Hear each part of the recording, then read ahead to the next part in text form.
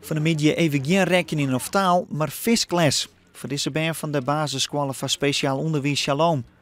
Na de theorie nou de praktijk in de viskviever. Elke jaar had hij 4 minuten al bied. Ja, gewoon een paar keer erop spugen, hè? Ja, helpt dat? Ja, dan krijg je gelijk meer vis gewoon. Oké, dus doe haast wel vaker visken. Nou, nee, eigenlijk nog nooit. Leg hem daar neer en dan wacht je eventjes en af en toe dan trek je hem even een klein beetje naar je toe. Dat de aas een beetje in beweging is. Als speciaal basisonderwijs jou wel een aantal extra bewegingsactiviteiten vinden we heel belangrijk. Sportactiviteiten en al dat soort dingen.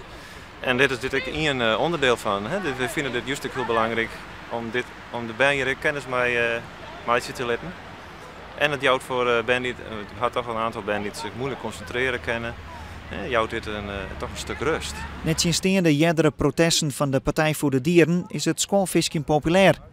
De viskmaster had het er aan een goed druk mee, al jaar voor het ene doel. Om de kinderen bewust te maken dat ze met een levende wezen bezig zijn en hoe ze daarmee omgaan. Maar is het ook ter promotie van de visksport? Nee. Echt net? Nou, het is wel om de kinderen te stimuleren om te gaan vissen. Maar dat zit er natuurlijk wel een beetje achter. Waarom doe je dat zelf net? Ik doe het net. Nee? Nee, Waarom net? vind ik eng. Of is dat ook een beetje zielig? Nee, dat net, maar ik vind het eng. Oké. Maar vindt visje wel leuk? Ja, dat wel. Waarom? Dan heb je iets te doen in je vrije tijd.